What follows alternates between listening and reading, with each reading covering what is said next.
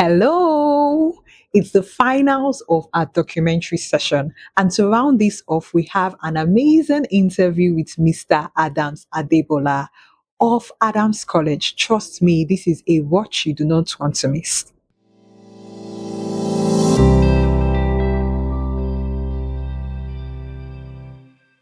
Yes, my name is Adams Adebola, the proprietor of Adams College, Lagos, Nigeria. Adams College, just like a child play, I remember in 1994 during the ASU strike, I was in Ife and I just felt I should be doing something to help the youth. And that's how Adams College started. And it metamorphosed into a big college today.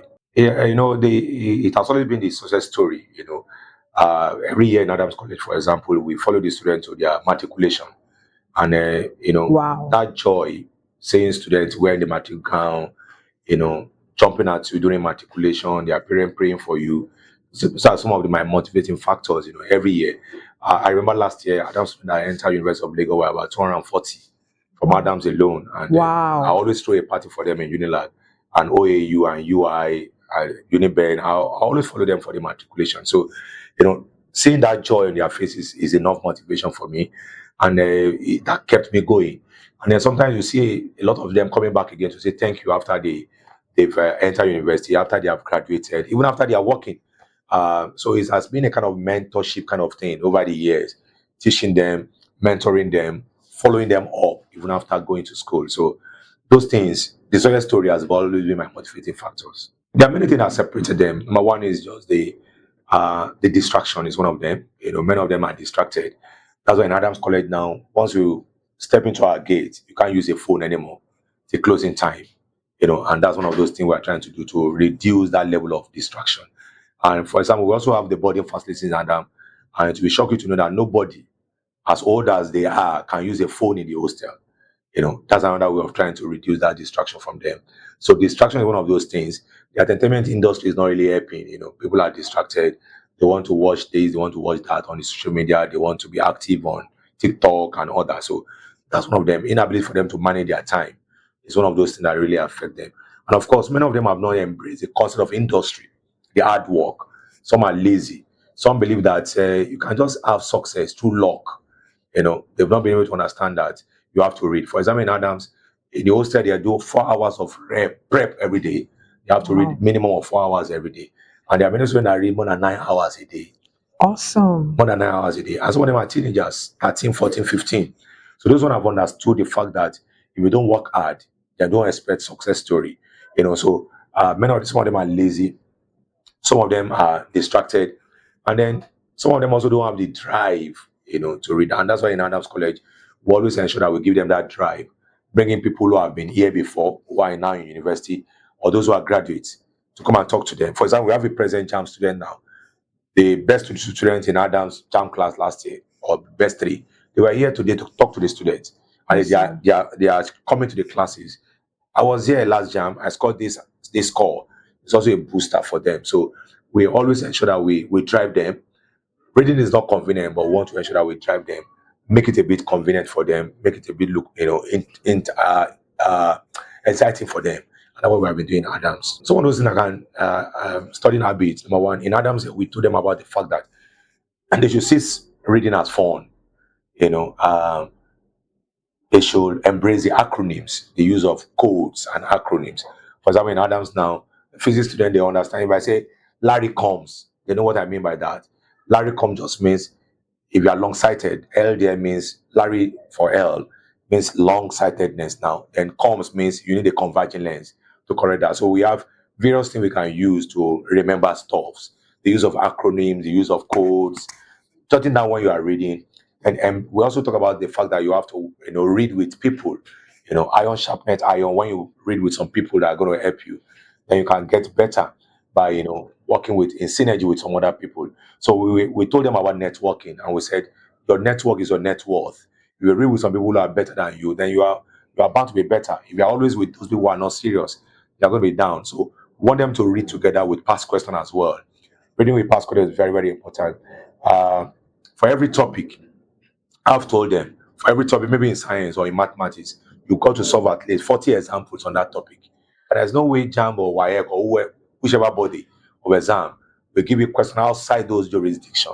If for every topic you solve like 40 question, 50 question, then you become a master of that topic. So by the time you see that in the exam, it becomes a walk away. Then they must solve as many past questions as possible before their exam. Let me give you a practical example. We even have a girl came to Adam some years ago and she told us that she became blind when she was just watching a TV program. Wow. She became blind and then the father just abandoned her. And then the mother also said, well, I will just keep on, seeing what I can do to help her. Then I asked the girl one day, what would you like to become? She said she want to be she want to go into politics and study political science because she want to, address the ordeals of those who are visually impaired. And then we kept on encouraging her, supporting her. We give her small scholarship. As I'm talking now, she has finished from University of Lagos, visually impaired. As I'm talking now, she works for Price Water Amazing. Corporation. As I'm talking now, she's married. As I'm talking now, she has a baby and all that. And she's working Wow. for PwC. So it's all about, we in Adams College, we don't just teach them, we mentor. Mhm. We don't just mentor also, we give them those emotional tips and emotional guide. And the question is always, we always tell them is that, what if this happen? What is the next thing to do? Many of them are also into drugs. Some of them are into drugs. So we find a way to ensure that we assist them in that realms as well. So we have people who have various issues, and then we don't just teach here, we do mentorship. We do mentorship, we do guide. I have a lot of them who are orphans. I have a lot of them who are from broken homes, and then no chemistry can enter their heads when they're emotionally down. Yes. So we have to find a way of trying to help them, assist them, and support them. And that's been awesome over the year. We have many of them. It's not only that girl that was blind that was in school. We have another visually impaired girl that we mentored here who went to University of Nigeria, and she had a first class in psychology, visually impaired. As I'm Wow. talking, she's in Europe. And Wow. we have many of them like that who have issues. It's all about knowing their challenges and trying to assist them to achieve greatness, even their challenges. Because we know that for every adversity, there's always opportunity. Mhm. And we always tell them that they should not allow their background to put their back on the ground. Mhm. Because once they allow that to happen, then they are down. But when they know that I have this challenge, in fact, on many occasions, those who have challenges like that are always the best in Adams College because they know that they have no choice. I have to rewrite my story, and from story to glory. Many of them have rewritten their story before. So all what they have to do now, this is an adversity, I must turn it to opportunity. But people that just have all the silver spoon, most times they relax. People who have everything working for them, they relax. But those who came from homes that are broken, my dad and mom are not together. We don't have money. On many occasions, some of them also do well once they have the right push and the right direction. Yeah, well, in Nigeria now we're trying to move from ordinary manual exam to digital, Mhm. and it has been very challenging. We all know what happened in 2025 JAM. Some people wrote exam, and then JAM has to come and say, we are sorry, there was an error, and then they have to rewrite and all that. So it's been very frustrating because we are not totally right for that, but we are really, I want to really commend the JAM registrar, is really trying. Next year, YAKAH is going to become digitalized, computer based. So there's that evolution of moving from paperwork to digitalization, is really working. And we are really happy that it's working that way. So it has always been era of malpractices because of paper exam, and then to trying to reduce that malpractices to the main exam. So I think there's evolution moving from paper exam to digital exam. More challenging, but I think is the right step in the right direction for us as a nation. For the student, number one, we want them to understand that they don't have to give up. I know a girl who wrote JAM 6 times and she passed all the 5 times, but because she wanted to study medicine, and she eventually got the medicine. I know another one who wrote JAM 7 times. As I'm talking, she's a doctor in Wales, in the UK. Wow. So they must not give up. We don't give up. Those who give up will never become celebrated.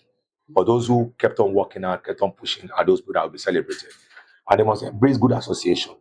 They must shun evil communication, evil association will always bring them down. They must not do drugs. They must not be involved in courtesan. They must not do prostitution. They must ensure that are focused, embrace good association, believe in themselves. I've seen people that came to Adams who were not good at all, according to society. They are doctors today, they are engineers today, they are lawyers today. So they must have that self-belief, self-love, self-confidence. And they must be committed. It's difficult now to gain admission, especially into good universities, especially the federal university. Somebody can score 300 now and still not gain admission. That's exactly the era we are. So they must be committed to study, they must be disciplined, learn to say no to many things. They must embrace positive vibe.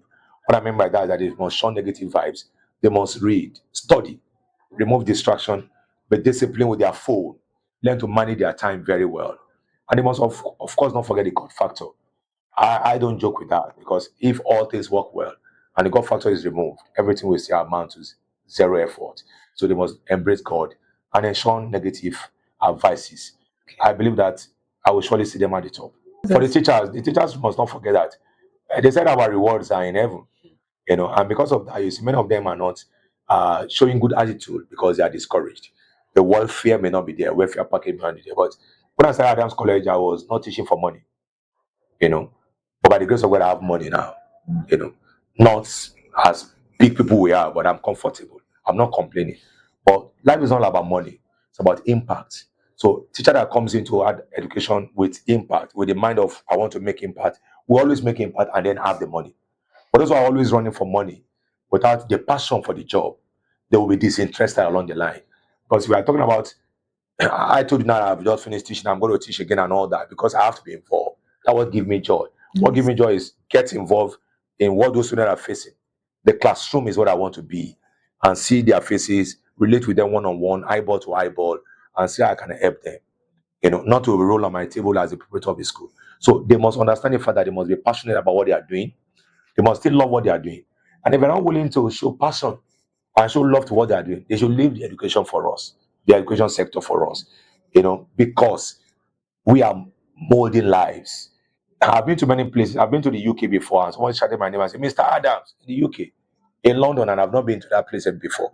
I said, you taught me before, and you changed my life for better, and that gave me joy. Money cannot buy that. So they must not forget that in the midst of the fact that the welfareism is not totally there, they must be positive, they must be encouraged, they must go on. And to the education sector as a whole, we want our curriculum to be revamped, to be changed. Some of our curriculum are old school curriculum, and it's not going to put us where we belong in the community of nation. We must embrace AI into our curriculum. We must let the AI study of AI start from the primary school. They must introduce ICT into primary school so that we can have a revamped economy. And Nigeria can be placed in the community of nation where we belong. I hope you enjoyed that watch. Don't just enjoy it alone. Share with your friends, teachers, and educators in your network. And again, follow and subscribe to our channel for more insightful content to help you chat your life path.